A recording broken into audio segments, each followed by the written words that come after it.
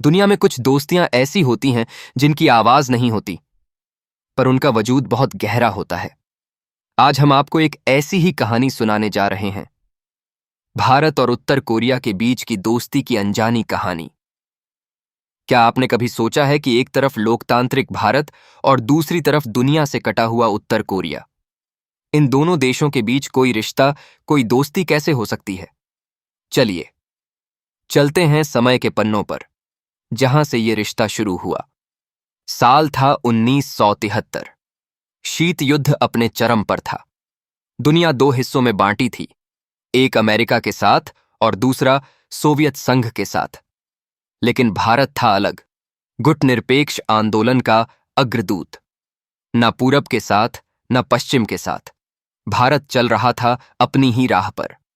इसी दौरान भारत बना पहला दक्षिण एशियाई देश जिसने उत्तर कोरिया की राजधानी प्योंगयांग में अपना दूतावास खोला, और यहीं से रखी गई इस दोस्ती की पहली नींव। 1990 के दशक में, जब दुनिया उत्तर कोरिया से दूरी बना रही थी, भारत ने अपने रिश्ते निभाए।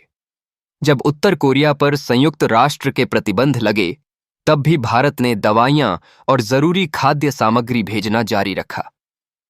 ये था भारत का इंसानियत का पैगाम, एक ऐसा संदेश जो बंद दरवाजों के बीच भी दिलों तक 2015 में उत्तर कोरिया के विदेश मंत्री री सुयोंग भारत आए।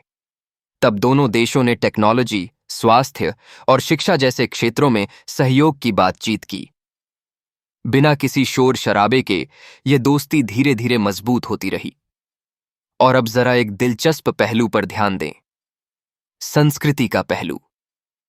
क्या आप जानते हैं कि उत्तर कोरिया के कुछ विश्वविद्यालयों में भारत का इतिहास और संस्कृत पढ़ाई जाती है? वहां के लोग भारतीय योग, शास्त्रीय संगीत और यहां तक कि पुरानी हिंदी फिल्मों में भी रुचि रखते हैं। एक ऐसा देश जो बाहर से बिल्कुल बंद है, वहां भी भारत के प्रति एक गुप्त जिज्ञासा और सम्मान मौजूद। आज भी भारत की दूतावास प्योंगयांग में मौजूद है और उत्तर कोरिया का दूतावास नई दिल्ली में। जब कोविड-19 महामारी आई और सारी दुनिया रुक गई, भारत ने उत्तर कोरिया को मेडिकल सहायता भेजकर फिर एक बार दोस्ती का फर्ज निभाया।